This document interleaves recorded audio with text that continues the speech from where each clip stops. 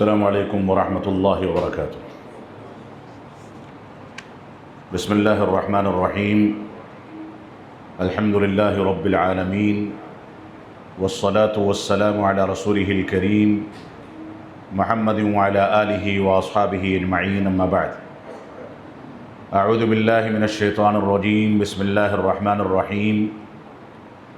لا تجد قوما یؤمنون باللہ والیوم الآخر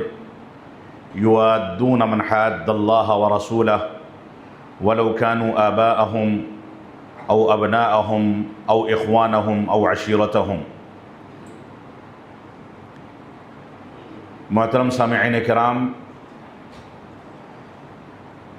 بلا کسی تمہید کے میں کوشش کروں گا کہ آج جس موضوع سے متعلق میں آپ کے سامنے گفتگو کرنا چاہتا ہوں اس کو مکمل کیا جائے۔ موضوع بہت حساس ہے اور اس موضوع کی وضاحت موجودہ ایام میں یا موجودہ احوال میں سنی مسلمانوں کے سامنے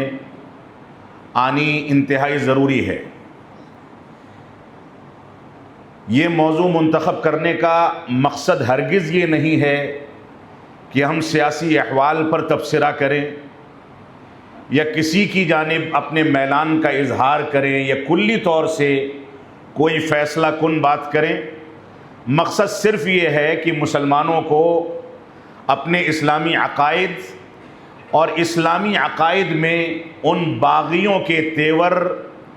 اور ان مخالفین کے مواقف کو سمجھنا چاہیے جو اسلام کی جڑیں کھودنے کا کام کرتے ہیں۔ اس سلسلے میں آج کی اس مجلس میں جس موضوع پر تھوڑی سی گفتگو کرنے کی کوشش کروں گا وہ رافضہ اور شیعوں کے عقائد سے متعلق ایک موضوع ہے، اور اس میں اپنی جانب سے کوئی بات نہیں کرنا چاہوں گا بلکہ انہی کی کتابوں کے حوالے سے ان کے عقائد اور ان کے مواقف آپ کے سامنے رکھے جائیں گے۔ مختلف اسالیب میں، مختلف مرحلوں میں ان لوگوں نے کون سے عقائد اختیار کیے، اور ایسے ہی موجودہ دور میں اگر جدید رافضیت اور شیعیت کو دیکھا جائے جس میں عموماً ان کے فرقے ختم ہو گئے اور رافضہ جعفریہ یا اصولیہ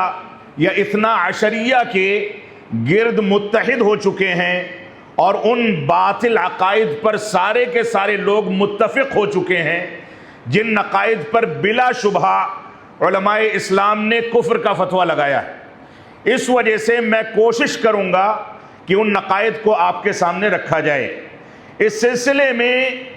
اس بارے میں ہم کو سمجھ لینا چاہیے کہ ہمارے سنیوں میں، سنی مسلمانوں میں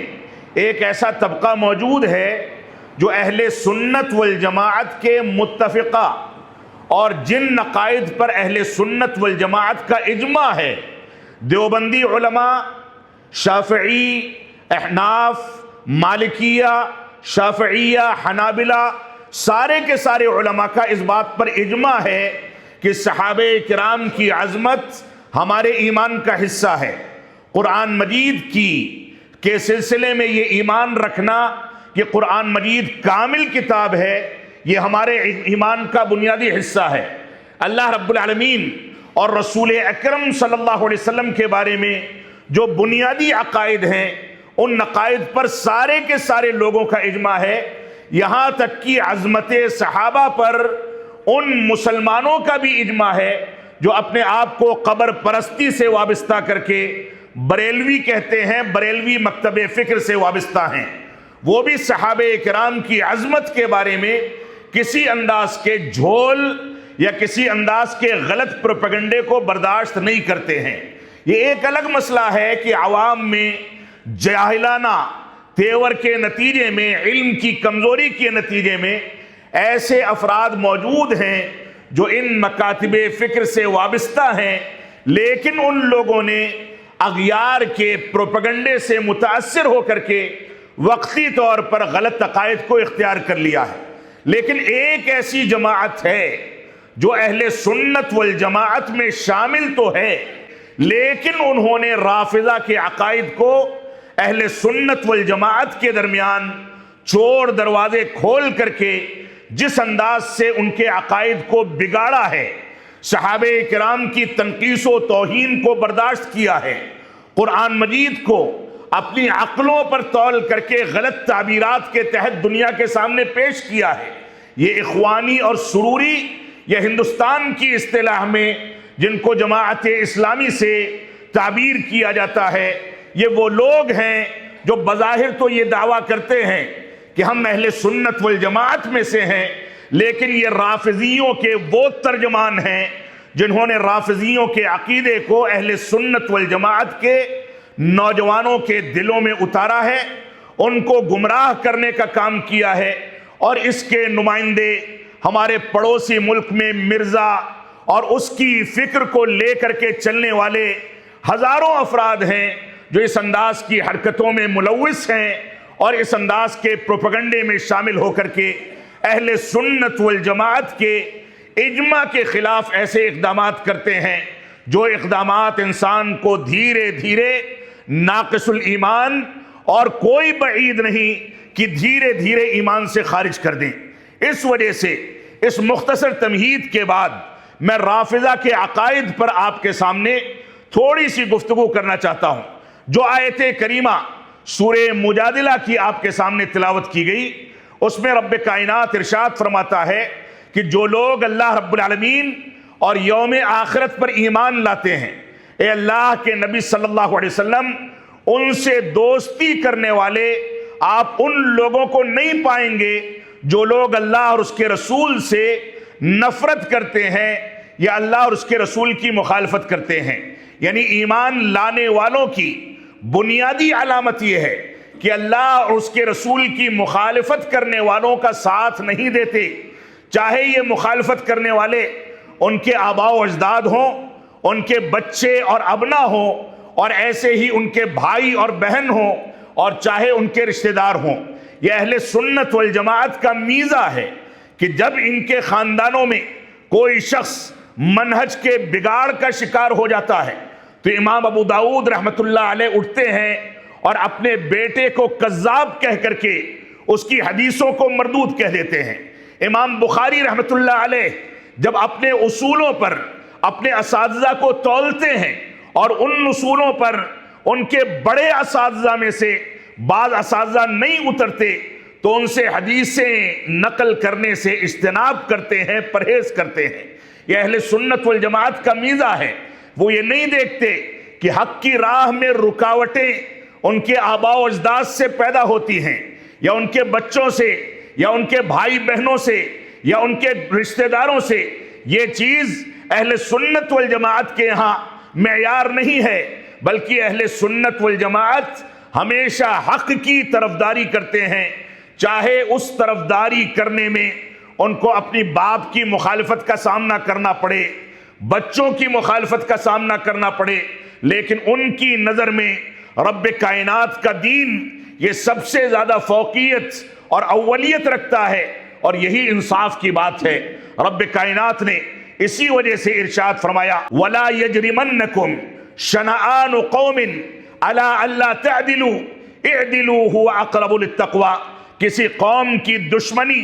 تم کو ناانصافی اور ظلم کرنے پر مجبور نہ کر دے، انصاف سے کام لو، انصاف کی باتیں کہو اور حق کے مطابق چلو، اور حق کے مطابق کوئی بات کہو، یہی تقوی اور یہی عدل و انصاف سے زیادہ قریب ہے۔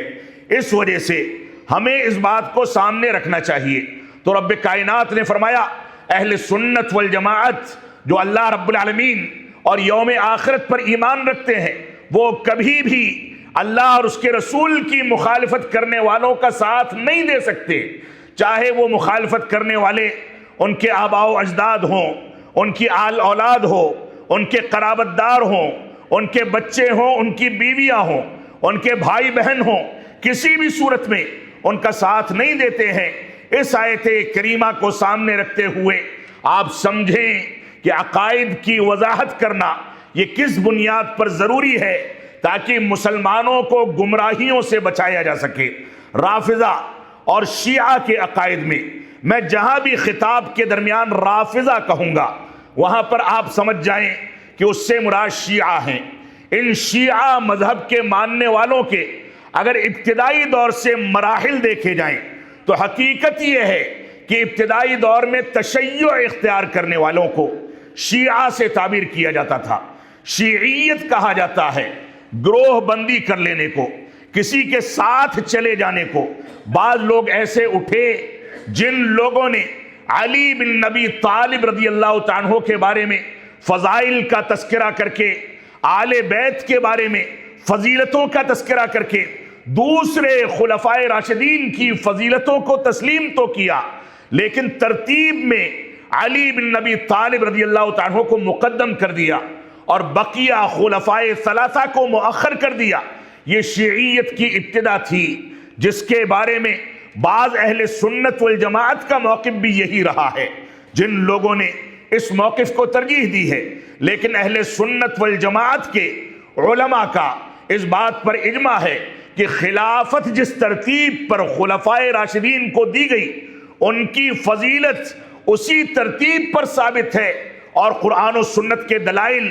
اس کی گواہی دیتے ہیں۔ تو شیعیت یہ تھی۔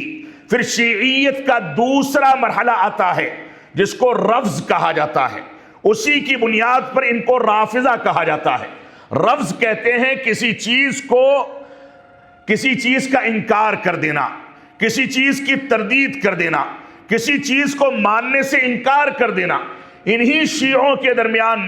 آگے چل کے جب رفض کا مرحلہ شروع ہوتا ہے تو ان لوگوں نے علی بن نبی طالب رضی اللہ عنہ کی فضیلت کو سامنے رکھ کر کے ان کو تنہا خلیفہ مانا اور بقیہ تینوں خلفائے راشدین کی خلافت کا انکار کر بیٹھے، اور یہاں تک کہا کہ ان تینوں نے غاصبانہ طریقے سے علی بن نبی طالب رضی اللہ عنہ کے حق کو چھین لیا تھا۔ اس عقیدے کے بعد ان کو رافضہ کہا جانے لگا۔ پھر یہ مرحلہ آگے بڑھا۔ اس مرحلے میں رفض کے دوسرے مراحل جب سامنے آتے ہیں تو ان لوگوں نے خلفائے ثلاثہ کے ایمان کا انکار کر دیا، ان کو کافر قرار دیا، دوسرے صحابہ کرام کو کافر قرار دیا، 4 صحابہ کے علاوہ سب کو انہوں نے اسلام سے خارج کر دیا۔ تو صحابہ کرام کے ایمان کی تردید اور ان کے ایمان کے رفض کرنے کے نتیجے میں ان کو رافضہ کہا گیا۔ اور آگے کا مرحلہ پھر آتا ہے تعلیہ علی رضی اللہ عنہ کا، یعنی رافضہ نے تیسرے مرحلے میں یہ گمراہی اختیار کی کہ ان لوگوں نے مبالغہ آرائی کرتے کرتے صحابہ کرام کے اسلام کا انکار ہی نہیں کیا، بلکہ علی بن نبی طالب رضی اللہ عنہ کو رب کائنات کے درجے پر بیٹھا دیا، اور یہ کہا کہ یہی علی ہے جو عرش پر مستوی ہے، اور یہی علی ہے جو زمین پر اتر کر کے رب کائنات نے ان کی شکل اختیار کر لی اور ان کی شکل میں یہ یہاں پر خلافت کرتے ہیں۔ اس انداز کے مراحل سے یہ شیعیت گزری ہے، لہذا اس کو ہمارے سامنے ہونا چاہیے۔ تمہید کے بعد میں اس بات کا تذکرہ کر دوں کہ رافضہ اور شیعوں کے یہاں ایک بنیادی عقیدہ ہے جو ان کی کتابوں کے اندر موجود ہے، اور میں اس بات کو بار بار کہوں گا کہ اگر بعض رافضہ اس بات کا انکار کرتے ہیں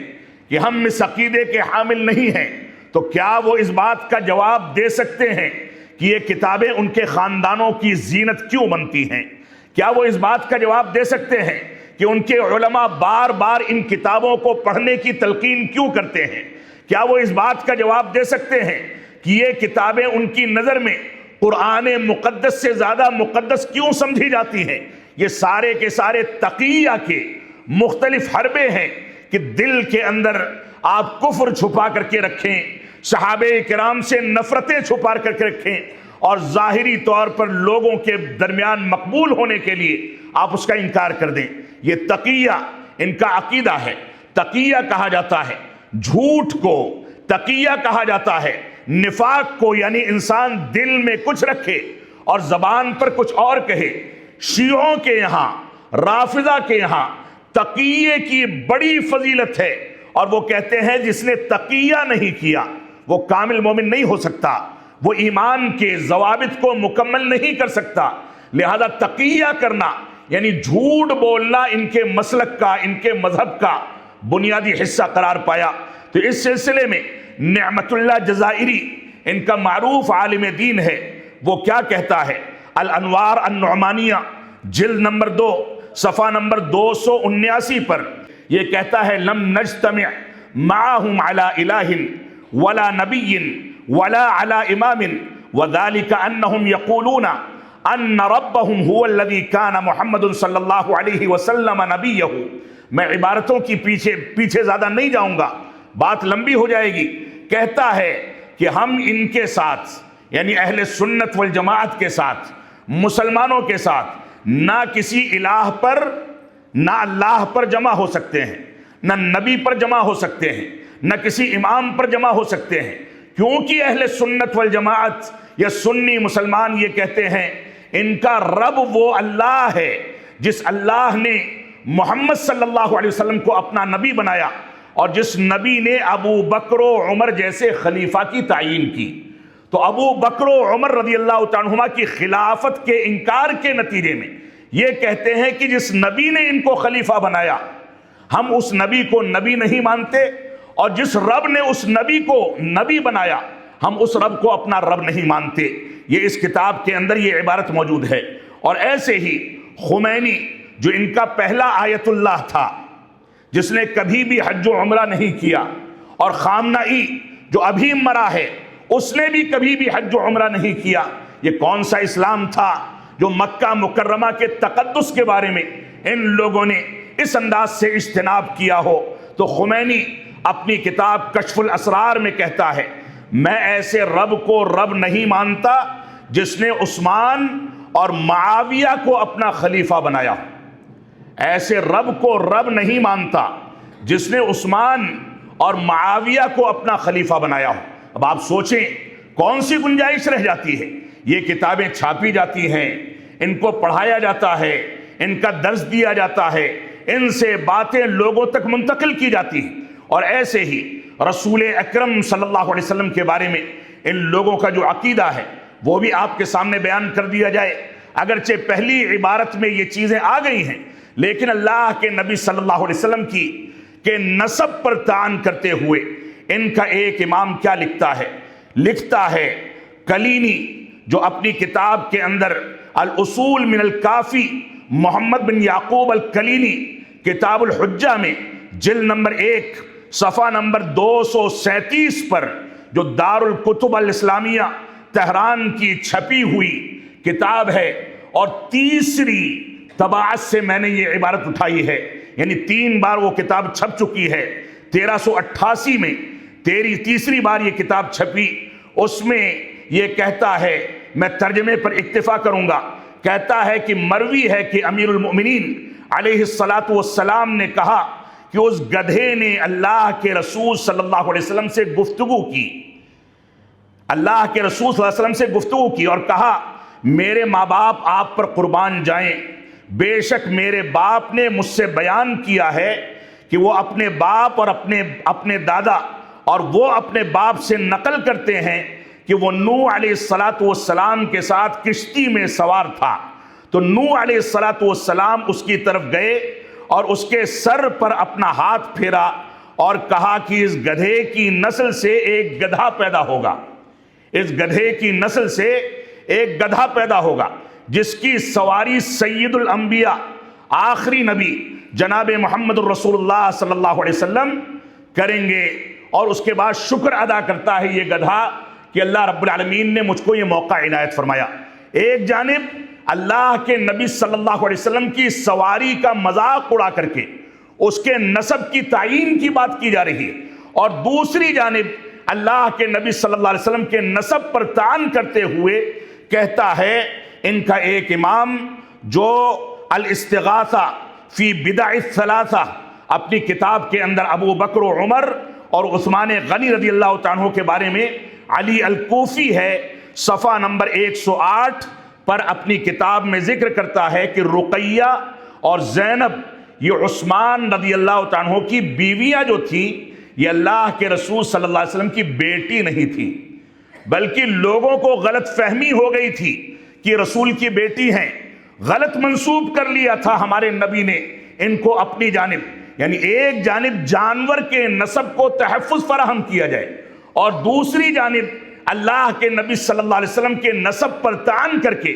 آپ کی بیٹیوں کا انکار کیا جائے، یہ اس انداز کی چیزیں ان کتابوں کے اندر موجود ہیں۔ ایسے ہی ان کا ایک عقیدہ یہ ہے کہ ابو بکر و عمر رضی اللہ تعالی عنہما فرعون و حامان اور بت پرستوں کے مانند تھے۔ فرعون تھے، حامان تھے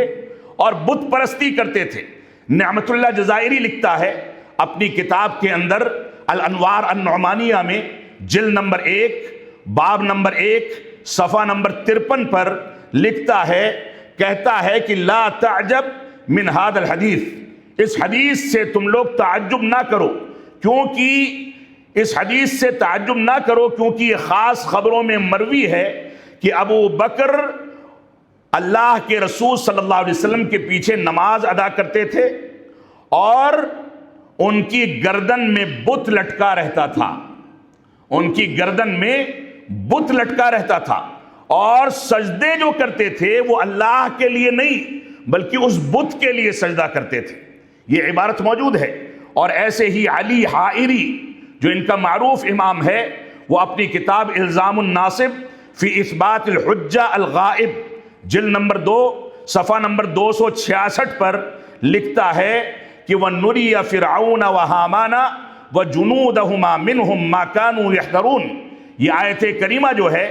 اس کی تفصیل اس کے شاگرد نے اس سے پوچھی، مفضل نے، وہ کہتا ہے یا سیدی ومن فرعون و حامان، اس آیت کریمہ میں فرعون و حامان سے مراد کون ہیں؟ تو کہتا ہے کہ ابو بکر و عمر، فرعون سے اور حامان سے ابو بکر اور عمر مراد ہیں۔ آپ سوچیں اس انداز کی گستاخی کون سی بنیادوں پر برداشت کی جا سکتی ہے؟ اور ایسے ہی ایک روایت ہے، ایک عبارت ہے المصباح کتاب کے اندر، اس میں یہ لکھتا ہے، ان کا ایک مؤلف لکھتا ہے کہ اے اللہ، قریش کے دونوں بتوں اور اس کے باطل معبودوں اور مورتیوں یعنی بتوں پر اور اس کے جھوٹوں پر تیری لعنت ہو، اور ان کے دونوں بیٹوں پر تیری لعنت ہو جنہوں نے تیرے حکم کی مخالفت کی اور تیری وحی کا انکار کیا۔ اس سے مراد کون ہے؟ ابو بکر و عمر اور ان دونوں کے بیٹے، جیسا کہ اس عبارت کے اندر یہ چیز موجود ہے۔ ایسے ہی عمر فاروق رضی اللہ تعالیٰ عنہ کے بارے میں ایک جگہ پر ان کا ایک مؤلف لکھتا ہے کہ یہ ولد زنا تھے، ان کے ماں باپ نے زنا کیا تھا، اس کے نتیجے میں ان لوگوں کی پیدائش ہوئی تھی۔ شیعہ عالم مجلسی اپنی کتاب کے اندر لکھتا ہے، مرآت العقول میں، جو مجلسی کی کتاب ہے، کتاب الروضہ جلد نمبر 26 صفحہ نمبر 488 پر، جو دار الکتب الاسلامیہ سے دوسری بار چھپی ہے، اس میں لکھتا ہے ربنا ارنا الذین اضلانا من الجن والانس نجعلہما تحت اقدامنا لیکونا من الاسفلین۔ لکھتا ہے کہ اس آیت کریمہ کی شرح میں جو سورہ فصلت کی 29 نمبر آیت ہے، اس میں رب کائنات آخرت میں لوگ کہیں گے کہ اے ہمارے رب، ہمیں ان لوگوں کو دکھا دے جن لوگوں نے ہم کو دنیا میں گمراہ کیا تھا، یعنی ایسے دعات اور ایسے ائمہ جو ہماری غلط رہنمائی کرتے تھے، ان لوگوں نے ہم کو دنیا میں گمراہ کیا تھا، ہمارا سامنا کرا دے کہ ہم ان کو اپنے پیروں کے نیچے رونت دیں، ان کو ذلیل کر دیں۔ تو اس میں آگے لکھتا ہے کہ یہ اس سے مراد ارین الذین اضلانا من الجن والانس، یہاں پر جن اور انس کہا گیا ہے، تو کہا کہ دو لوگوں کا تذکرہ جو تثنیہ کا صیغہ اختیار کیا گیا ہے، اس سے مراد ابو بکر و عمر ہیں۔ کیوں ان کو انسان اور جنات کیوں کہا گیا؟ کہتا ہے کہ اس میں جنات اس لیے کہا گیا ہے کہ عمر رضی اللہ عنہ کو، کیونکہ وہ شیطان تھے اور جنات شیطان کی نسل سے ہے، اور ایسے ہی ان کے ماں باپ کی ہم بستری میں شیطان شریک تھا، کیونکہ انہوں نے زنا کیا تھا اور زنا کے نتیجے میں عمر رضی اللہ عنہ پیدا ہوئے تھے، اس وجہ سے ان کو جن یا شیطان کہا گیا۔ اور ایسے ہی کہتا ہے کان فی المکر والخدیعۃ کالشیطان، ایسے ہی عمر رضی اللہ عنہ مکر و فریب کرنے میں اور دھوکہ دینے میں شیطان کے مانند تھے۔ اب آپ سوچیں کہ عقیدہ ہم کو کہاں لے جاتا ہے۔ ان کا ساتھ دینے والے گریبان میں جھانکیں اور جھانک کر کے اپنا جائزہ لیں۔ اللہ رب العالمین ہم کو ان چیزوں سے براءت کا اعلان کرنے کی توفیق عطا فرمائے۔ ایسے ہی ان کا ایک بنیادی عقیدہ ہے کہ 3 صحابہ کرام کے علاوہ سب کے سب اسلام سے خارج ہیں۔ کہتا ہے کان الناس اہل الردۃ بعد النبی صلی اللہ علیہ وسلم الا ثلاثہ، کہ اللہ کے نبی صلی اللہ علیہ وسلم کے بعد سارے کے سارے مسلمان یعنی صحابہ کرام کافر ہو گئے تھے سوائے 3 کے۔ 3 سے کون مراد ہیں؟ مقداد بن اسود، ابو ذر غفاری اور سلمان فارسی۔ یہی 3 اسلام پر باقی تھے، باقی سب کے سب کافر ہو گئے تھے۔ یہ ان کا بنیادی عقیدہ ہے جو الروضہ من الکافی للکلینی، کلینی کی کتاب الروضہ من الکافی میں جلد نمبر 8 صفحہ نمبر 245 کے بعد 245 پر موجود ہے۔ ایسے ہی ان کا ایک بنیادی عقیدہ ہے جو ان کی کتابوں کے اندر کثرت کے ساتھ ملتا ہے کہ اللہ رب العالمین نے سورہ نور میں عائشہ صدیقہ رضی اللہ عنہا کی براءت کا جو اعلان کیا ہے وہ در حقیقت براءت ان کے لیے نہیں ہے۔ جیسا کہ ایک شیعہ عالم جس کا نام الصراط المستقیم الی مستحق التقدیم علی عاملی اس کا نام ہے، یہ اپنی اس کتاب کے اندر جلد نمبر 3 صفحہ نمبر 165 پر لکھتا ہے براءت کا جو اعلان کیا گیا یہ اعلان عائشہ صدیقہ کے بارے میں نہیں تھا بلکہ نبی اکرم صلی اللہ علیہ وسلم کے بارے میں تھا۔ اگر آپ دوسرے الفاظ میں اس کا جائزہ لیں باریکی کے ساتھ تو اندازہ یہ ہوتا ہے کہ اللہ کے رسول پر اتہام لگا تھا زنا کاری کا، اور اگر زنا کا اتہام کسی نبی پر لگ جائے تو پورا اسلام منہدم ہو کر کے رہ جاتا ہے۔ تو کہتا ہے کہ یہ براءت نبی کے بارے میں ہے، عائشہ کے بارے میں نہیں ہے، بلکہ عائشہ تو ویسی ہی تھیں جیسا ان پر اتہام لگایا گیا۔ نعوذ باللہ من ذالک، یہ ہماری ماں پر زنا کا اتہام لگا کر کے اس انداز سے بڑے آرام کے ساتھ ہمارے گھرانوں میں ہمارے خاندانوں میں داخل ہوتے ہیں، ہم کو گمراہ کرتے ہیں، اور ہم ان کی اس قباحت سے واقف ہی نہیں ہیں۔ لہذا ان چیزوں کو سامنے رکھنا یہ ہماری ذمہ داری ہے۔ ایسے ہی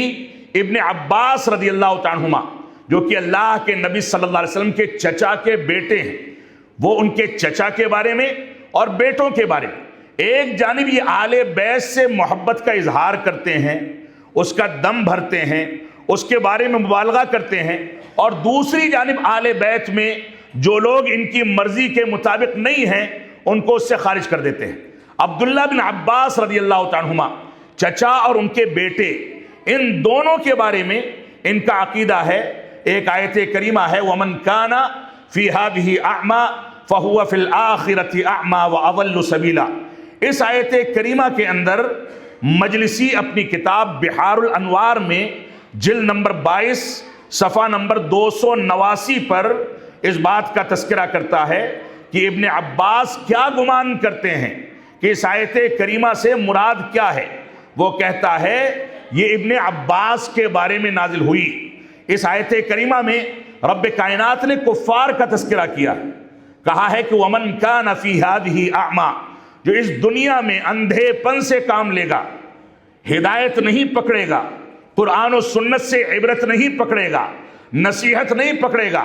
دنیا میں اندھا بن کر کے زندگی گزارے گا اور ہدایت پر نہیں آئے گا، تو آخرت میں بھی ہم اس کو اندھا کر کے اٹھائیں گے۔ یہ کہتے ہیں کہ اس سے مراد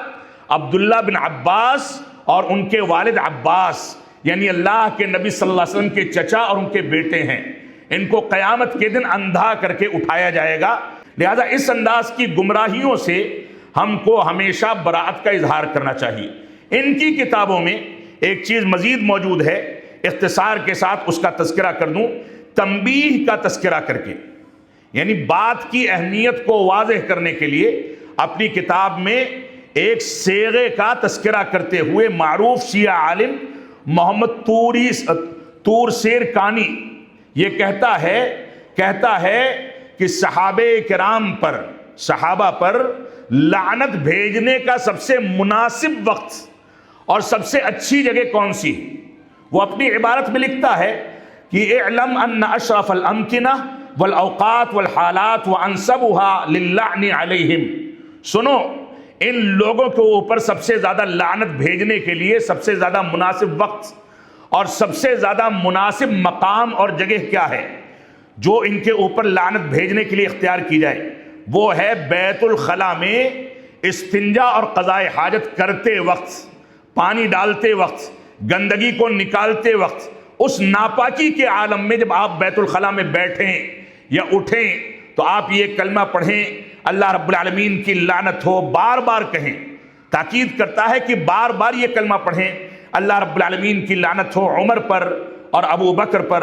اللہ رب العالمین کی لعنت ہو عمر پر اور عثمان پر، اللہ رب العالمین کی لعنت ہو عمر پر اور معاویہ پر، اللہ رب العالمین کی لعنت ہو عمر پر اور یزید پر، اللہ رب العالمین کی لعنت ہو عمر پر اور ابن زیاد پر، اللہ رب العالمین کی لعنت ہو عمر پر اور ابن سعد پر، اور اللہ رب العالمین کی لعنت ہو عمر پر، اور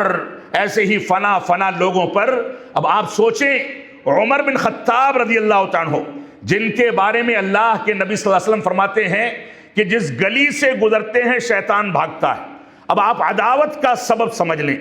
اس لعنت کے الفاظ میں نعوذ باللہ من ذالک اللہ رب العالمین اس لعنت کو ان پر پلٹائے، ان کو تباہ کرے۔ اس انداز کے عقائد سے یہ لوگ جو متصف ہیں یہ حقیقت میں تباہی کا سامان ہے۔ اس عبارت میں بار بار امیر المؤمنین عمر بن خطاب رضی اللہ تعالیٰ عنہ کا نام دہرایا جا رہا ہے۔ اس سے اندازہ ہوتا ہے کہ ابلیس کے ہتھ کنڈے سے یہ لوگ کتنا زیادہ متاثر ہیں۔ اللہ رب العالمین ہم کو اس انداز کی خرافات اور اس انداز کی قباحت سے اور اس انداز کے کفر سے اپنے آپ کو بچانے کی توفیق عطا فرمائے۔ ایسے ہی قرآن مجید کے بارے میں ان کا ایک عقیدہ ہے کہ قرآن مجید کے اندر تحریف ہو چکی ہے، قرآن مجید بدل چکا ہے۔ ان کی معروف کتاب ہے فصل الخطاب فی اثبات تحریف کتاب رب الارباب، حسین بن محمد النوری الطبرسی معروف امام ہے، وہ اس کتاب کے اندر قرآن مجید کی تحریف کا عقیدہ ذکر کرتا ہے۔ وہ کیا کہتا ہے کہ لو کان من عند غیر اللہ لوجدوا فیہ اختلافا کثیرا، یہ آیت کریمہ کہ اگر یہ اللہ رب العالمین کے علاوہ کسی کی جانب سے نازل ہوتی تو اس میں بہت زیادہ اختلاف پایا جاتا، لیکن آگے کہتا ہے کہ اس آیت کریمہ کے نزول کے بعد قرآن مجید کے اندر اختلاف اور تضاد موجود ہے، اس کے اندر تحریف کر دی گئی ہے، اور اس کے بعد اس کتاب کی تحریف پر بہت ساری باتیں اس نے ذکر کی ہیں کہ جبکہ یہ کہتا ہے کہ اس میں اختلاف ہے، جیسا کہ کہیں کہیں معانی کا اختلاف ہے، کہیں کیفیت میں تناقض ہے، کہیں اس بات کا اس بات ہے، اسی طرح سے تنظیم کا اختلاف، مثلا کہیں بعض فقرات حذف کر دیے گئے ہیں، کہیں علی رضی اللہ تعالیٰ کی فضیلت کو اور آپ کے مقام کو نکال دیا گیا ہے، کہیں آل بیت کے مقام کو نکال دیا گیا ہے، اور اس کے اندر فضول قسم کی چیزیں داخل کر دی گئی، اور اس پر ایک بنیادی عقیدہ ہے۔ وہ کہتا ہے ان القرآن الذی بایدینا لیس هو القرآن بتمامہ، کہتا ہے مشارق الشموس میں السید عدنان بحرانی یہ اپنی اس کتاب کے اندر اس بات کا تذکرہ کرتا ہے جو بحرین سے چھپی ہے۔ اس کتاب کے اندر کہتا ہے یہ قرآن مجید جو ہمارے ہاتھ میں ہے یہ وہ قرآن نہیں ہے مکمل طریقے سے جو اللہ کے رسول پر نازل ہوا تھا، بلکہ اس کے اندر بہت سارے اختلافات ہیں، اس میں بہت ساری چیزوں کو بدل دیا گیا ہے، بہت ساری چیزیں تبدیل کر دی گئی ہیں، بہت سی چیزوں کو حذف کر دیا گیا ہے، اور بہت سی چیزوں کا اضافہ کر دیا گیا ہے، اور ایسے ہی اس میں سے منافقوں کے نام کو نکال دیا گیا ہے، یعنی صحابہ کرام نے نام نکال دیے تاکہ اپنے نفاق پر پردہ ڈال سکیں۔ ہمارا ایمان ہے صحابہ کرام صاحب ایمان ہیں، جنت کی بشارت مل چکی ہے، یہ صحابہ کرام کو منافق کہتے ہیں تو کہتا ہے کہ اس میں سے منافقوں کا نام نکال دیا گیا ہے، اور رب کائنات کی مرضی کی ترتیب پر یہ کتاب باقی نہیں ہے، اور اسی طریقے سے اس کے اندر تبدیلی کر دی گئی ہے۔ اس سلسلے میں آپ اگر دیکھیں تو ایک عبارت اور موجود ہے جو الزام الناصب، ان کی کتاب کے اندر صفحہ نمبر 96 اور جلد نمبر 2 میں یہ عبارت موجود ہے۔ اس کا مؤلف کہتا ہے کہ قرآن مجید میں ابو بکر رضی اللہ تعالی عنہ کے حکم سے ابو عبیدہ بن جراح، عثمان، سعد بن ابی وقاص، معاویہ بن ابی سفیان،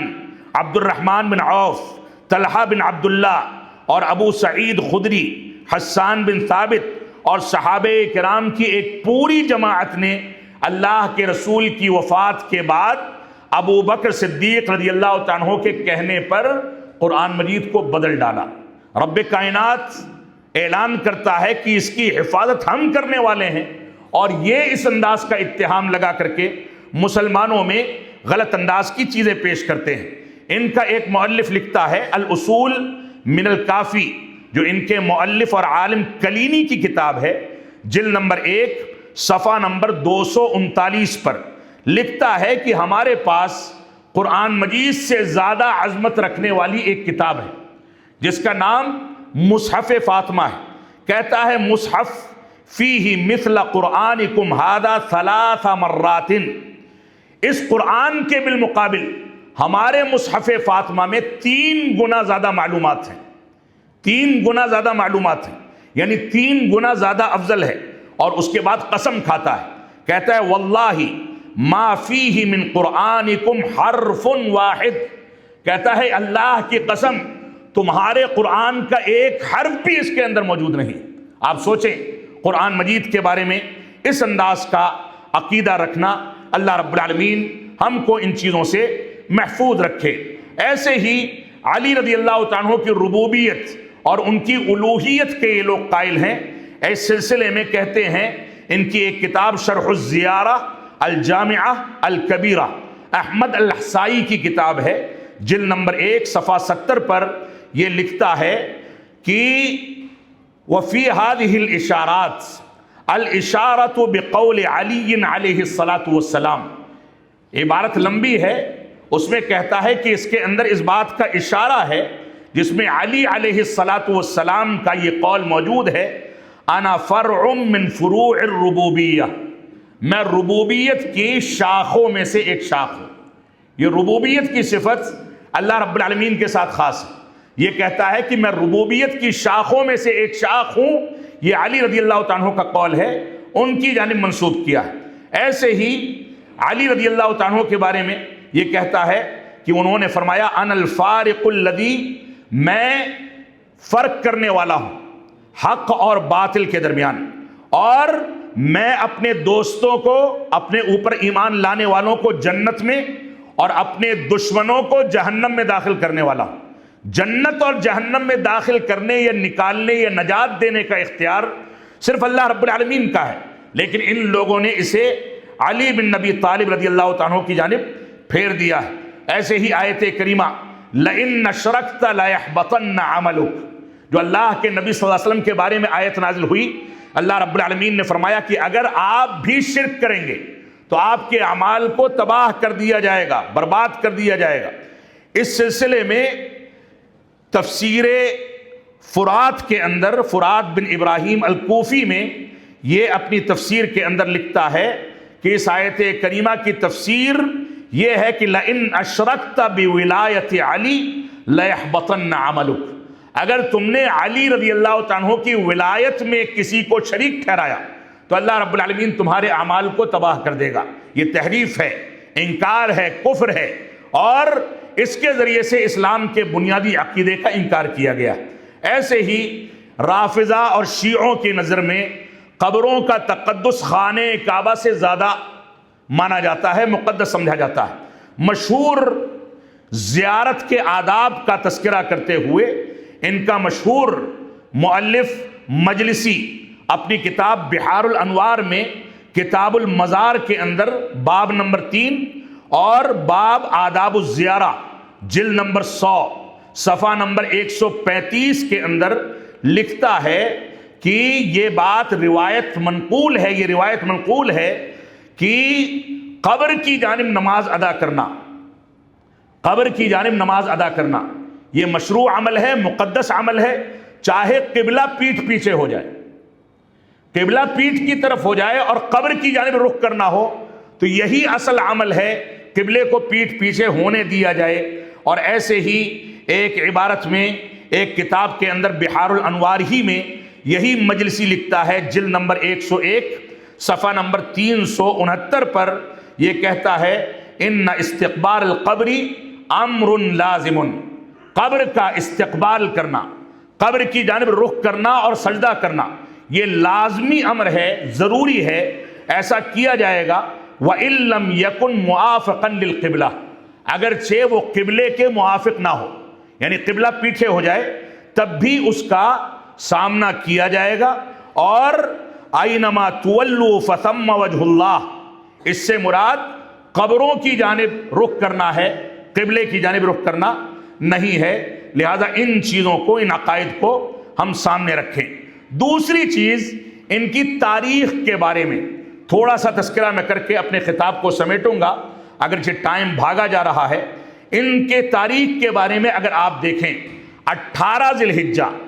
جو کہ عثمان غنی رضی اللہ تعالیٰ عنہ کی مظلوم شہادت کی تاریخ ہے، 18 ذی الحجہ کو ان کے یہاں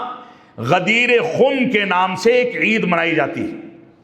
تقیہ کرتے ہیں، ظاہر نہیں کرتے کہ کیوں خوشی کا اظہار کرتے ہیں، لیکن حقیقت یہ ہے کہ یہ عید عثمان غنی رضی اللہ تعالیٰ عنہ کی شہادت کی خوشی میں منائی جاتی ہے۔ اور ایسے ہی رجب میں معاویہ رضی اللہ تعالیٰ عنہ کی وفات پر یہ لوگ جشن مناتے ہیں اور رجب میں کنڈے بھرے جاتے ہیں۔ یہ معاویہ رضی اللہ تعالیٰ عنہ کی وفات پر جشن منانے کے نتیجے میں ہے۔ اس سلسلے میں ہم کو سمجھنا چاہیے کہ ماضی میں ان کی تاریخ اور ان کے جرائم کیا رہے ہیں۔ سب سے پہلی بات، بنو امیہ، خلافت امیہ جو گزری ہے، بنو امیہ کی حکومت کو بنو عباس نے گرایا، جس میں اکثر گرانے والے، سازش میں شریک ہونے والے، جرائم کا ارتکاب کرنے والے یہی رافضہ تھے جنہوں نے بنو امیہ کی حکومت کو گرایا۔ جبکہ حقیقت یہ ہے کہ بنو امیہ کے دور کا جو اسلامی خدمات کا دور گزرا ہے، جو حدیث کی تدوین ہوئی، انصاف کا، عدل و انصاف کا بول بالا تھا، ظلم و جور سے لوگوں کو محفوظ کیا جاتا تھا، اور پورے امن و سلامتی کے ساتھ بنو امیہ نے پورے دور میں، پورے عالم اسلام میں ایسی ایسی مثالیں قائم کی جو مثالیں شاید رہتی دنیا تک کوئی قائم نہیں کر سکتا ہے۔ اسی بنو امیہ میں عمر بن عبدالعزیز رحمۃ اللہ علیہ کا وہ دور گزرا جس کے بارے میں تعبیر پیش کرتے ہوئے بعض لوگ کہتے ہیں کہ بکری اور شیر ایک گھاٹ پر پانی پئیں اگر تو اسی دور میں پی سکتے ہیں، کیونکہ انصاف کا دور تھا۔ عمر بن عبدالعزیز رحمۃ اللہ علیہ اسی بنو امیہ کے دور کے خلیفہ تھے، تو بنو امیہ کی حکومت کو نقصان پہنچانے میں انہی رافضہ نے پورا رول پلے کیا۔ ایسے ہی 224 ہجری میں انہی لوگوں نے بغداد میں صحابہ کرام پر لعنت کے بینر لگائے، بغداد کی مسجدوں پر۔ ہارون رشید کو برمکی خاندان جو کہ شیعوں کا خاندان تھا، اس نے نقصان پہنچایا، اور شیعہ خاندان نے ان کو زد و کوب کرنے کی کوشش کی۔ ایسے ہی بغداد میں حکومت کو ابن علقمی نے منگولیوں کی مدد سے گرایا، جو منگولی شیعہ تھے۔ ان لوگوں نے اہل سنت والجماعت کو نقصان پہنچایا۔ 5 لاکھ مسلمان قتل کیے گئے، 5 لاکھ مسلمان قتل کیے گئے جو انہی رافضہ نے قتل کیے، اور 3 لاکھ کتابیں اہل سنت والجماعت کے علماء کی جمع کر کے جلا دی گئی۔ 3 لاکھ کتابیں۔ آپ سوچیں کہ ان کو سنت سے کتنا عناد ہے، کتنی نفرت ہے۔ یہ نہیں چاہتے ہیں کہ اہل سنت والجماعت کے عقائد پنپیں۔ ایسے ہی آپ دیکھیں ٹیپو سلطان رحمت اللہ علیہ کو شیعوں نے نقصان پہنچایا اسی ہندوستان کی سرزمین پر۔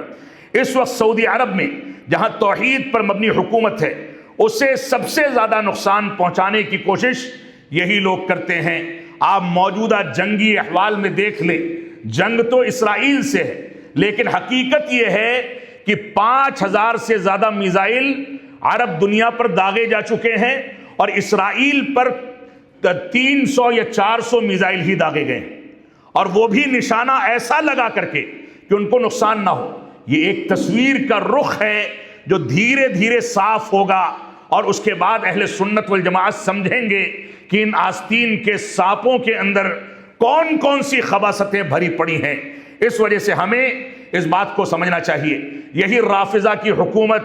شیعوں کی حکومت تھی کہ اب سے 20 سال پہلے صدام حسین کو عین عید الاضحیٰ کے دن پھانسی دے دی گئی اور مٹھائیاں تقسیم کی گئیں، خوشیاں منائی گئیں، جشن منایا گیا۔ سیریا میں بشار الاسد جیسے ظالم کو بچانے کے لیے اسی ایرانی اور رافضی حکومت نے، جو نصیری شیعہ ہے، اس کو بچانے کے لیے لاکھوں مسلمان کا قتل کیا۔ سیریا میں ایک احصائیے کے مطابق 10 لاکھ سے زیادہ اہل سنت والجماعت کے نوجوان ذبح کیے گئے، اور یہاں تک صورتحال ہوئی کہ سنی مسلمانوں کو، نوجوانوں کو گڈھا کھود کر کے اس میں گاڑ دیا جاتا تھا، صرف سر اتنا نظر آتا تھا، اور بندوق کنپٹی پر رکھ کر کے یہی رافضی ان سے کہتے تھے کہ کہو لا الہ الا بشار، کہو کہ بشار کے علاوہ کوئی معبود حقیقی نہیں، اگر وہ اقرار کرے گا تو ٹھیک ہے، ورنہ گولی مار کر کے ہلاک کر دیا جائے گا۔ بے شمار واقعات اور ویڈیوز موجود ہیں۔ ایسے ہی یمن میں حوثیوں کا تعاون کرنے میں ان لوگوں نے، ایرانیوں نے، جو پورے کے پورے جرائم اختیار کیے ہیں، سعودی حدود کے اندر داخل ہو کر کے میزائل داغنا، خانہ کعبہ میں 10 سے بار بیلسٹک موبائل کے ذریعے انہی رافضیوں اور شیعوں نے، انہی حوثیوں نے، انہی ایرانیوں نے یمن کے علاقے سے خانہ کعبہ کو نشانہ بنا کر کے اس کو ہلاک کرنے کی کوشش کی، لیکن ناکام رہے۔ ایسے ہی سعودی عرب کے قطیف کے علاقے میں ان کی شرارتوں کی پوری داستانیں ہیں۔ بحرین میں ان کی شرارتیں موجود ہیں۔ شیخ الاسلام علامہ ابن تیمیہ رحمۃ اللہ علیہ نے اسی بنیاد پر کہا اضر من الیہود والنصارى، یہ یہود و نصارہ سے کہیں زیادہ گئے گزرے ہیں، ان سے زیادہ خطرناک ہیں، کیونکہ ہماری آستین کے سانپ ہیں۔ دنیا میں یہودیوں کی دوسری سب سے بڑی آبادی، اسرائیل کے بعد یہودیوں کی دوسری سب سے بڑی آبادی یہ ایران ہے۔ ایران کی راجدھانی تہران میں 40 لاکھ کے قریب یہودی بسے ہوئے ہیں، اور تقریباً 200 عبادت گاہیں ہیں، جس میں یہودیوں کی عبادت گاہیں، نصرانیوں کی عبادت گاہیں، غیر مسلموں کے مندر اور ساری عبادت گاہیں موجود ہیں، اور رافضہ کی اور شیعوں کی مساجد موجود ہیں، لیکن اہل سنت والجماعت کو مسجد بنانے کی اجازت نہیں ہے۔ اب سے چند سال پہلے وہاں پر قائم سعودی سفارت خانے کے لوگوں نے ایک پارکنگ کا ہال خرید کر کے اس میں جب نمازیں قائم کی، تو جب حکومت کو پتہ چلا تو اس کو بلڈوز کر کے گرا دیا گیا۔ یہ صورتحال ہے۔ تو 200 یہودی کمپنیاں تہران کے اندر موجود ہیں، جن کے ہیڈ آفس تہران اور ایران میں ہیں، اور ایرانی پارلیمنٹ کے اندر کئی سارے ارکان پارلیمنٹ یعنی ایم پیز یہودی ہیں، جو باقاعدہ پارلیمنٹ کی رکنیت لے کر کے وہاں کی حکومت کا تعاون کرتے ہیں۔ یہ سارے کے سارے تلخ حقائق ہمارے سامنے ہونے چاہیے۔ ایسے ہی اختصار کے ساتھ چند چیزوں کا مزید تذکرہ کر کے میں اپنی بات کو سمیٹوں گا کہ اہل تشیع کے نظر میں حرمین شریفین کا کیا مقام ہے، مکہ اور مدینہ کا کیا مقام ہے۔ اس سلسلے میں ہم اس بات کو سمجھ لیں کہ ماضی بعید میں 317 ہجری میں بحرین کے قرامطہ جو کہ شیعہ تھے، ان لوگوں نے مکہ مکرمہ پر حملہ کر کے وہاں سے حجر اسود کو چرا کر کے لے جا کر کے چھپا دیا تھا۔ بعد کے دور میں عربوں نے کاوشیں کر کے وہاں سے اس کو واپس لے کر کے پھر سے خانہ کعبہ میں نصب کیا۔ یہ 317 ہجری میں یہ لوگ اس کو کر چکے ہیں۔ 30,000 حاجیوں کو ان لوگوں نے اس موقع سے قتل کر ڈالا۔ حج کے موسم میں 30,000 حاجیوں کو قتل کر ڈالا، حجر اسود کو چرا لے گئے۔ کئی مرتبہ ان لوگوں نے عراق اور دوسرے مقامات سے آنے والے حاجیوں کو روک دیا، مکہ نہیں پہنچنے دیا۔ ایسے ہی ماضی قریب میں اگر احصائیہ سعودی وزارت خارجہ کی ویب سائٹ پر بھی اس کے حقائق دیکھے جا سکتے ہیں۔ 1406 ہجری میں، اب سے تقریباً 40 سال پہلے، 1406 ہجری میں ایران نے 500 کلو گرام دھماکہ خیز اشیاء حجاج کے سامان میں چھپا کر کے مکہ مکرمہ میں داخل کی۔ 1407 ہجری میں، اس کے ایک ہی سال کے بعد، چاقو اور کچھ ہتھیار چھپا کر کے 402 پولیس والوں کو ان لوگوں نے بندی بنا لیا اور چند حجاج کو قتل کر دیا، کچھ شہریوں کو بھی قتل کر ڈالا۔ یہ جرائم وہاں کے ریکارڈ میں موجود ہیں۔ اور اس کے بعد 1409 ہجری میں، اس کے 2 ہی سال کے بعد، دھماکہ خیز اشیاء کو ان لوگوں نے حرم مکی کے قریب استعمال کر کے حجاج کو بڑی تعداد میں ہلاک کر دیا۔ 1410 ہجری میں، اس کے ایک ہی سال کے بعد، منا کی ایک سرنگ میں، جو پہاڑوں کے نیچے سے نکلنے والی نفق ہے، سرنگ ہے، اس میں حج کے دوران مسموم گیس، زہریلی گیس چھوڑ کر کے ان لوگوں نے بہت سارے حجاج کو قتل کیا۔ یہ بھی حقائق موجود ہیں۔ اور اس کے بعد، اس کے پہلے بلکہ 1407 میں سعودی سفارت خانے پر حملہ، 1409 میں سعودی فوجیوں کے ٹھکانے پر حملہ، اور ابھی ماضی قریب میں 1428 میں مدینہ کے بقیع الغرقد میں، میں اس وقت مدینہ میں زیر تعلیم تھا، مجھ کو یاد ہے، اور اتفاق سے اس وقت میں والد گرامی رحمت اللہ علیہ کے ساتھ کہیں سفر پر تھا، اور آج تک اس بات کا قلق دل میں موجود ہے کہ کاش ان شرارتوں کو اپنی آنکھ سے دیکھ سکتے اور تھوڑا بہت سنیوں کا تعاون کر کے ان کو زیر کر سکتے تو شاید کچھ موقع مل جاتا۔ لیکن ان لوگوں نے 1428 میں مدینہ کے بقیع الغرقد میں اماں عائشہ صدیقہ رضی اللہ تعالیٰ کی قبر مبارک پر جوتے پہن کر کے چڑھ کر کے گالیاں دی، ان کی توہین کی، اور اس کے بعد حرم مدنی کے صحن میں آ کر کے ایک پولیس والے کو قتل کیا اور مسلمانوں کے درمیان بے چینی پیدا کی، ناچ گانے کیے، باقاعدہ ناچ گانے کیے۔ اس کی ویڈیوز آج بھی موجود ہیں، اور ہمیں سمجھنا چاہیے کہ یہ شرارتیں کہاں تک پہنچ رہی ہیں۔ اور آپ ایسے ہی دیکھیں، 1986 میں، 1987 میں سینکڑوں حجاج کا قتل کرنا ان لوگوں نے اپنی ذمہ داری سمجھا۔ ایسے ہی 1436 ہجری میں، یعنی اب سے تقریباً 11 سال پہلے، منا کا حادثہ پیش آیا۔ منا میں ان لوگوں نے شرارتیں کی، اور شرارتیں کر کے حجاج کو نقصان پہنچایا، راستہ بلاک کر دیا، بھگدڑ ہوئی، اور بہت سارے سنی مسلمان اس بھگدڑ کا شکار ہو کر کے اللہ رب العالمین کو پیارے ہو گئے۔ یہ سارے کے سارے حقائق ان کے بنیادی اصول سے متفرع ہیں، یعنی ان کے دین میں یہ ضابطہ موجود ہے کہ حجاج کو اس انداز سے نقصان پہنچایا جائے۔ پروٹوکول آیات قم کے اندر حرمین کے بارے میں ان کے مؤلفین نے اس بات کو لکھا ہے، اور یہ کتاب وسائل الشیعہ کے اندر، اور یہ عبارت وسائل الشیعہ اور بحار الانوار کے اندر جو مجلسی کی ہے، اور تہذیب الاحکام جو کہ توسی کی ہے ان کے امام کی، یہ عبارتیں اس کے اندر موجود ہیں۔ وہاں پر آیات قم کے اندر یہ لوگ لکھتے ہیں کہ مکہ مکرمہ میں حجاج کو قتل کرنا صفا اور مروہ کے درمیان، یعنی حرم کے اندر گھس کر کے صفا اور مروہ کے درمیان حجاج کو قتل کرنا ان کا بنیادی فریضہ ہے۔ ایسے ہی یہ لکھتے ہیں حرم کے اوپر جو نگرانی کا دستہ ہے، یعنی پولیس والے ہیں یا مشرفین ہیں، حجاج کی رہنمائی کرنے والے ہیں، ان لوگوں کے ہاتھ اور پیر کو کاٹ دینا یہ ہمارے مذہب کا حصہ ہے۔ ایسے ہی حجاج کے سامان کو چوری کر لینا یہ بھی ان کے پروٹوکول میں شامل ہے، اور ایسے ہی عام حجاج کے اوپر اتہام لگا کر کے ان کو بدنام کرنا یہ بھی ان کے پروٹوکول میں شامل ہے۔ اور خامنہ ای جو ابھی مرا ہے، جس کو مسلمان شہید کہتے نہیں تھکتے، اس کا اسٹیٹس لگاتے نہیں تھکتے، اور اس کے بارے میں تعویل کر رہے ہیں، کوئی نقائد کا حامل نہیں تھا، جبکہ اس کی کتابوں کے اندر ساری خرافات موجود ہیں۔ اس کا مستشار اور اس کا پرائیویٹ سیکریٹری اب سے چند سال پہلے اس نے یہ عبارت کہی تھی کہ لن یظہر المہدی، کہ مہدی تب تک ظاہر نہیں ہوں گے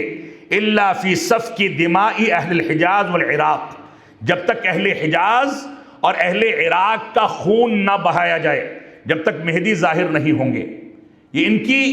باقاعدہ کتابوں کے اندر، ان کے اخبارات کے اندر یہ عبارتیں موجود ہیں۔ اسی طریقے سے اہل سنت کے مبلغین، مذہبی شخصیات میں سے 27 افراد کو ان لوگوں نے ایک بیگ پھانسی دی تہران کے اندر۔ مارچ، یہ بات پرانی ہے، مجھ کو سن یاد نہیں ہے، مارچ کا مہینہ تھا، 6 سنی مسلمانوں کو ان لوگوں نے قتل کیا اور پھانسی دے دی۔ ایسے ہی 2012 میں فساد پھیلانے کا اتہام لگا کر کے حامد احمدی، جمشید دہقانی، جہانگیر دہقانی، صدیق محمدی، ہادی حسینی اور بہت سارے سنی رہنما تھے، ان لوگوں کو ایک ساتھ سزائے موت سنا کر کے تہران میں پھانسی پر لٹکا دیا گیا، جبکہ عالم اسلام کی رپورٹیں موجود ہیں کہ یہ سارے کے سارے لوگ مختلف ذرائع سے اس بات کے اثباتات اور شواہد موجود ہیں کہ یہ سب کے سب امن پسند تھے، کسی انداز کا فساد ان لوگوں کے ہاں موجود نہیں تھا، لیکن کیونکہ یہ سنی تھے اس وجہ سے ان کے ساتھ یہ وتیرہ اختیار کیا گیا۔ ایسے ہی 27 افراد جن کو ایک ساتھ پھانسی دی گئی تھی، ان میں معروف سنی مبلغ شہرام احمد بھی شامل تھے، جن کے بھائی کو چند سال پہلے ان کی پھانسی سے چند سال پہلے صرف 17 سال کی عمر میں پھانسی دے کر کے ہلاک کر دیا گیا تھا۔ یہ سارے کے سارے جرائم ہمارے سامنے ہونا چاہیے۔ نومبر 2014 میں سنی بلوچی اقلیت سے تعلق رکھنے والے 2 بھائی جو کہ 22 سال کی عمر کے آس پاس تھے، ان کو پھانسی دی گئی۔ 2014 جولائی میں زاہدان کی سینٹرل جیل میں بلوچی کارکنان کو پھانسی دے کر کے ہلاک کر دیا گیا۔ 2010 میں اس کے پہلے سنی تنظیم جند اللہ جو کہ امن پسند تنظیم تھی، اس کے سربراہ عبد المالک کو پھانسی دی گئی، جبکہ اس کے بھائی کو 2013 میں موت کے گھاٹ اتار دیا گیا، اور ساتھ میں 15 سنیوں کو بلا کسی جرم کے پھانسی پر چڑھا دیا گیا۔ 27 دسمبر 2012 کو ایک سنی خطیب اصغر رحیمی اور اس کے ساتھ 6 دیگر افراد کو پھانسی دی گئی۔ 2009 میں ایرانی حکام نے 2 بڑے سنی علماء شیخ خلیل اللہ زراعی اور شیخ حافظ صلاح الدین کو موت کے گھاٹ اتار دیا۔ اور اس وقت آپ دیکھیں ہمارے پڑوسی ملک میں زینبیون کے نام سے ایک دہشت گرد تنظیم ایکٹیو ہے، زینبیون، جس کو LZ بھی کہا جاتا ہے۔ یہ پاکستان میں سنی رہنماؤں کو، سنی علماء کو تلاش کر کر کے موت کے گھاٹ اتارتے ہیں، ان کا قتل کرتے ہیں۔ بے شمار اس انداز کے کیس وہاں کی وزارت خارجہ کے اندر موجود ہیں۔ یہ بھی ایرانی تنظیم ہے جو پاکستان کے اندر بے چینی پیدا کرنے کا کام کرتی ہے۔ فاطمیون بریگیڈ اور زینبیون بریگیڈ، اس نام سے یہ لوگ کام کر رہے ہیں۔ ایسے ہی آپ دیکھیں سیریا میں 10 لاکھ سے زائد مسلمانوں کو قتل کیا گیا، عراق میں 15 لاکھ سے زائد سنی مسلمانوں کو قتل کیا گیا، یمن میں ہزاروں سنیوں کو قتل کر دیا گیا، اور اس کے علاوہ عراقی شاعر احمد نعیمی السنی کو شاعری کے جرم میں پھانسی کے پھندے پر لٹایا گیا۔ اس کے علاوہ آپ دیکھیں قتل عام کی داستانیں عراق میں، سیریا میں، لبنان میں، یمن میں، فلسطین اور غزہ میں، اور خود ایران کے اندر سنیوں کے قتل عام کی جو داستانیں ہیں، اس داستان کو بیان کرنے کا یہ موقع نہیں ہے۔ رب کائنات ہم کو قرآن و سنت کی پیروی کرنے کی توفیق عطا فرمائے۔ سچ فرمایا تھا شیخ الاسلام علامہ ابن تیمیہ رحمۃ اللہ علیہ نے اپنی معروف کتاب منہاج السنت النبویہ، منہاج السنہ کے اندر فرماتے ہیں ان لوگوں کی دوستی یعنی رافضہ کی اور شیعوں کی دوستی یہود و نصارہ اور مشرکوں سے معروف رہی۔ جب بھی دنیا کے اندر یہودی مسلمان کے خلاف جنگ کرے گا یا کرسچن اور نصارہ مسلمانوں کے خلاف جنگ کریں گے، جب بھی کوئی مشرک مسلمانوں کے خلاف جنگ کرے گا، تب یہ رافضہ یہودیوں کے، نصرانیوں کے اور مشرکوں کے معاون ثابت ہوں گے اور مسلمانوں کے خلاف ان کا ساتھ دیں گے۔ یہ شیخ الاسلام کا اب سے کئی 100 سال پہلے کا قول ہے اور فتویٰ ہے، اور یہ حقیقت ہے کہ ہر دور میں اس کا مشاہدہ کیا جا سکتا ہے۔ اس سلسلے میں شیخ الاسلام علامہ ابن تیمیہ رحمۃ اللہ علیہ ایک دوسرے مقام پر اسی کتاب میں منہاج السنت النبویہ میں فرماتے ہیں الرافضہ کانوا من اعظم الاسباب فی استیلاء النصارى قدیما علی بیت المقدس، کہ بیت المقدس یعنی مسجد اقصی پر نصارہ جو ہیں ان کے قبضے کے سلسلے میں ماضی میں بیت المقدس پر عیسائیوں کے قبضے کے سب سے بڑے معاون یہی رافضہ اور شیعہ رہے ہیں۔ ہمیشہ ان لوگوں نے ان کا تعاون کیا ہے اور ان کو آگے بڑھایا ہے اور ان کے ساتھ مل کر کے مسلمانوں کا قتل عام کیا ہے۔ شیخ الاسلام اسی کتاب میں ایک جگہ پر مزید فرماتے ہیں الرافضہ حمیر الیہود یرکبون علیہم فی کل فتنہ، یہ رافضہ جو ہیں یہ یہودیوں کے گدھے ہیں، اور یہودی ہر فتنے میں ان رافضہ کی پیٹھ پر سواری کر کے مسلمانوں کو نقصان پہنچاتے ہیں۔ اشارات کافی ہیں۔ رب کائنات ہم کو قرآن و سنت کی پیروی کرنے اور حقائق کو سمجھنے، عقائد کو تحفظ فراہم کرنے اور اہل سنت والجماعت کے عقائد پر پوری سنجیدگی کے ساتھ چلنے اور مضبوطی سے قائم رہنے کی توفیق عطا فرمائے۔ وصلی اللہ علی نبینا محمد وعلی آلہ وصحبہ وسلم، والسلام علیکم ورحمۃ اللہ وبرکاتہ۔